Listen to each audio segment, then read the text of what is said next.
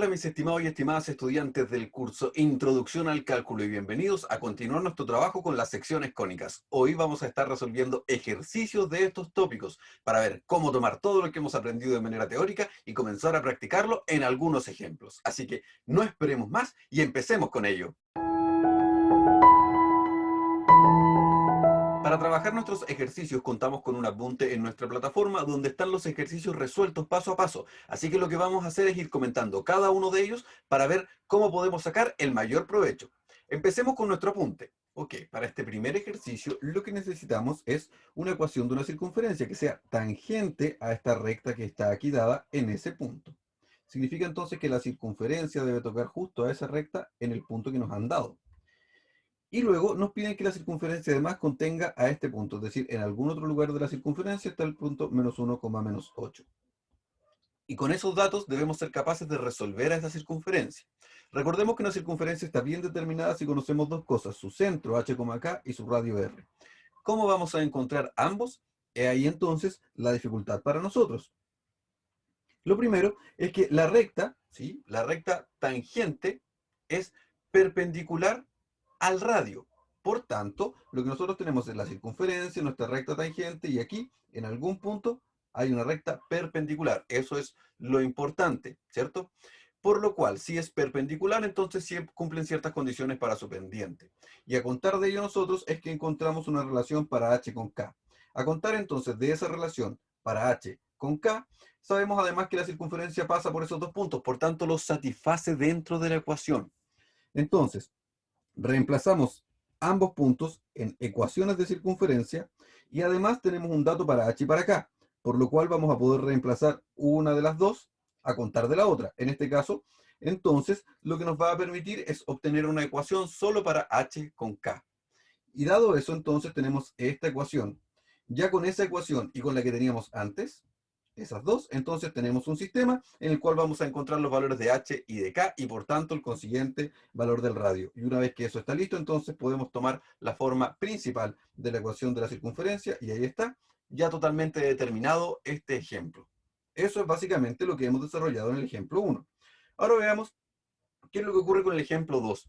El ejemplo 2 trabaja dándonos no la definición de lo que quiere calcular, sino que simplemente la definición del lugar geométrico. Dice que es el lugar geométrico de todos los puntos tales que su distancia al punto que está allí es 3 veces la distancia a esta recta. Por tanto, lo que tenemos son dos conceptos de distancia que también trabajamos. Y lo que hacemos es decir que la distancia de ese punto es 3 veces la distancia de esa recta. Y escribimos la ecuación de la distancia de ese punto y escribimos 3 veces la ecuación de la distancia de esa recta. Comenzamos a resolver la ecuación y completamos cuadrados y finalmente llegamos a una expresión de este estilo.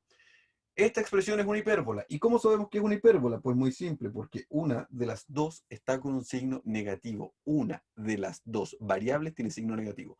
¿Cómo reconocer cada una de las secciones cónicas? Pues muy fácil. En la circunferencia, la x cuadrado y el y cuadrado están acompañados del mismo número.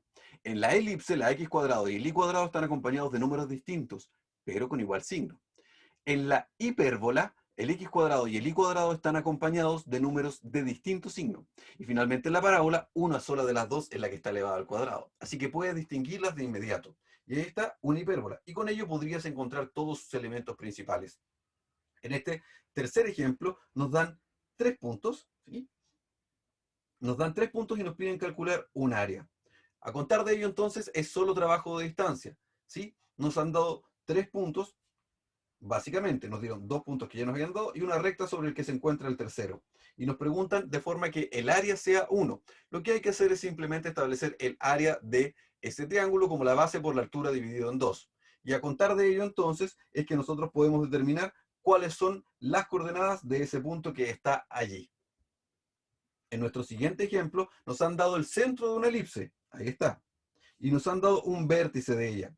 A contar de eso también nos han dado el lado recto y nos piden encontrar la ecuación de la elipse. Conociendo un vértice de la elipse, automáticamente conocemos el otro vértice y conocemos además el valor de A.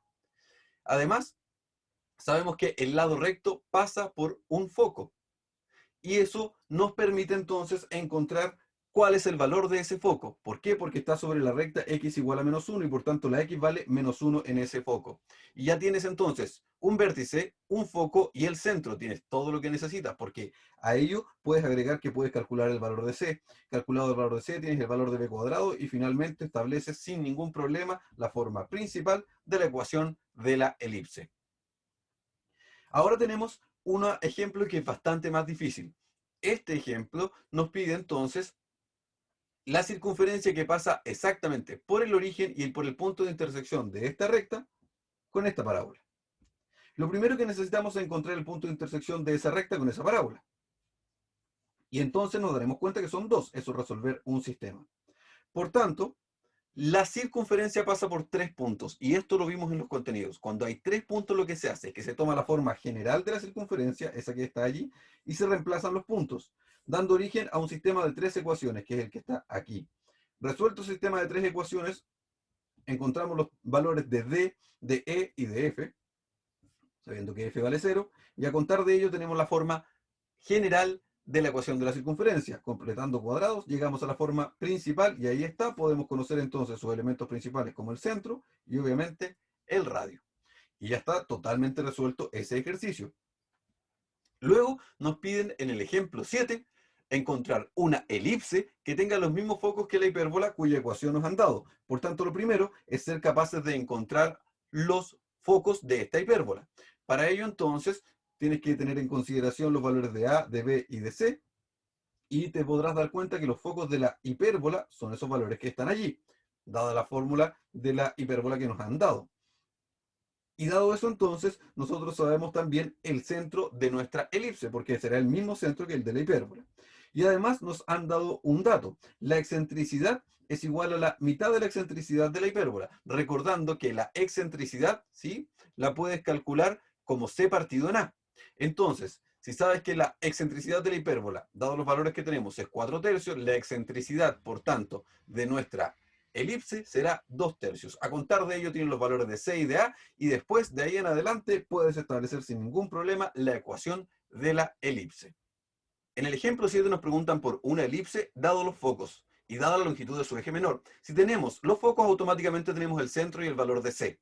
Si tenemos el eje menor, automáticamente entonces también tenemos el valor de b. Y dado que tenemos el valor de b y que tenemos además el valor de c, automáticamente podemos calcular el valor de a. Y dado que tenemos el valor de a, ya tenemos entonces la ecuación completa de nuestra elipse, que es lo que han hecho aquí al resolver este ejemplo. Finalmente, en este ejemplo, que es el número 8, nos han preguntado si existe algún punto que satisfaga esta ecuación. A priori, si nosotros lo observamos, esta ecuación debería ser una elipse, puesto que ambos son positivos, pero tienen números distintos. Sin embargo, si nosotros hacemos la completación de cuadrado, te darás cuenta que al transformar esta ecuación, tendrías algo en lo que estás diciendo, que dos números elevados al cuadrado son negativos, y eso no es posible bajo ningún punto de vista. Piensa que ese es positivo, ese es positivo, eso es positivo y eso es positivo. El resultado sería imposible que fuera negativo. Por tanto, si bien parece que es una elipse, no es ningún lugar geométrico porque ningún punto real podría satisfacer esa igualdad. Y ya está, ahí están totalmente resueltos nuestros 8 ejemplos.